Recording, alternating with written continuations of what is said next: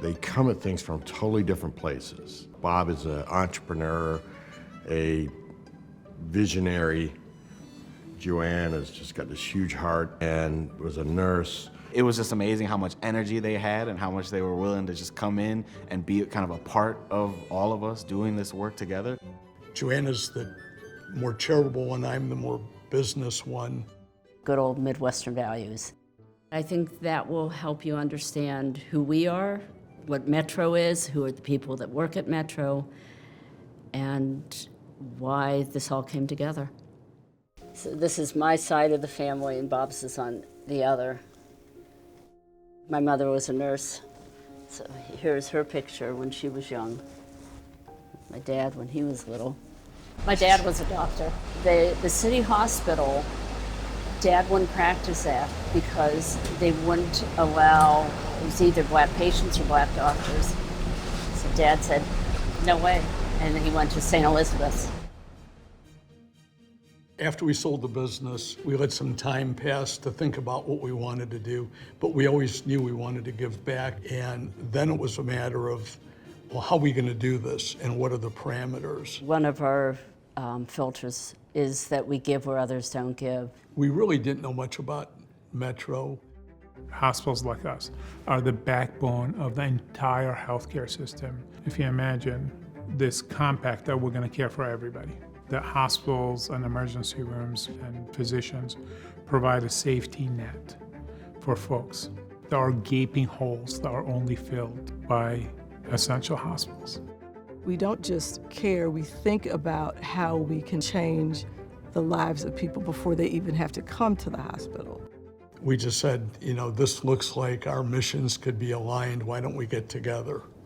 Which is not the typical way gifts are made in this world of philanthropy. But then again, who said we ever did things typically? No. This photograph of our 400 store that was in Cleveland in Steelyard Commons. You can see Metro from Steelyard. I had the opportunity to work for my father, to see the company that he had built. I understood the mission, the vision, the culture, and why it was such a special place to be. The women in the suburbs had more than enough places to go for clothes. The women in the urban market didn't. And the women in the urban market wanted to look every bit as good as the women in the suburbs. So there lied an opportunity. And they were treated with respect. And, you know, we talk about caregivers being, you know, coming from the same backgrounds as patients. Well, the store associates came from the same background as the customers and vice versa. So there's just a lot of similarities. And to me, it all comes down to the people you're serving. When we talked to them, we showed our interest in the hospital and felt that it was important to see how they steward the money. You were a test gift. I was totally 100% a test gift, 100% a test gift. So Matt Clinic is an interdisciplinary clinic that's intended to provide culturally sensitive assessments for individuals who have suspected autism spectrum disorder.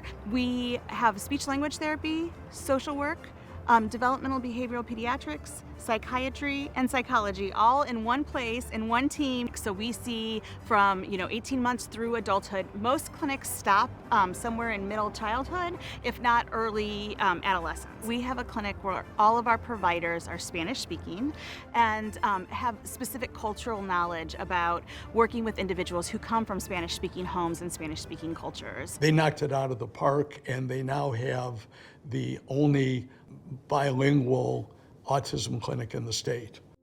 The other group that we gave it to was a SAFE program, which was to help children really from preschool all the way to 12th grade deal with the traumas that they've approached in a positive way.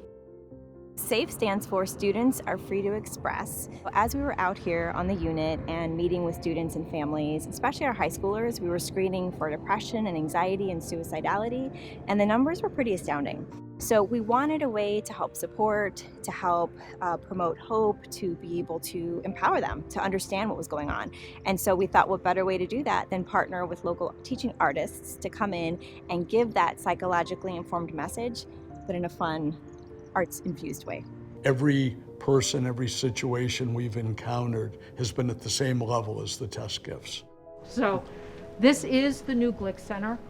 It is going to be the flagship for the hospital system. I'll never forget the day actually that I heard about the Glick gift. I was actually sitting in line for a COVID test. It was October, I think, something in the fall. I remember sitting in that line, you know, and listening to the audio and hearing what the gift was and what it meant for Metro. And I started crying, thinking about not only what it meant for Metro, but what it meant for our community. This gift is more than a gift. It's a $42 million investment in the mission of MetroHealth. The Glicks gift supports the JoAnn and Bob Glick Fund for Healthy Communities and the JoAnn Glick Endowed Fund in Community Health Nursing. The endowment will also support a professorship at Case Western Reserve University's Francis Payne Bolton School of Nursing. You know, I go to a lot of conferences where people were talking about the difference between equality and equity. And they show you that cartoon where equity is the tall person looking over the fence and the short person having the ladder that helps them see the same distance over the fence, right? And as silly as it sounds, there's this picture in my brain every time we talk about the Glick Center of it being that ladder. This is definitely the Dot store. And before you moved in, I had a store here. So you shopped at Dot's too? Yes. Which one? This one, a lot of them, all over. I used to shop there. I shopped there so much I should have had stock invested.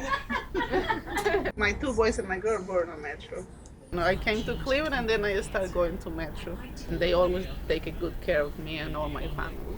One thing that nobody thinks about with Metro is they have every bit as many grateful patients who have been helped or their families have been helped as any of the other healthcare institutions. They just don't have the wherewithal to write a check. Sometimes you have to give your name so that other people will say, wow, if they gave and we know them, then we should look into it and give. There's a vision that they're working with the hospital to fulfill, and maybe at the start people thought they were crazy, but I think it's becoming pretty clear that they were onto something that maybe other people could have, gotten to even earlier. And now the Glick Center is providing folks the opportunity to see this investment and see kind of the shining light and saying, well, if they want to be here, I should want to be here too, and how can we work together? Thank you. Thank you so much. Nice Kind to meet words. You. And for shopping at Dots. Oh, yeah. I'm still sharing some of the store with everybody. That's what a good heart do, sharing.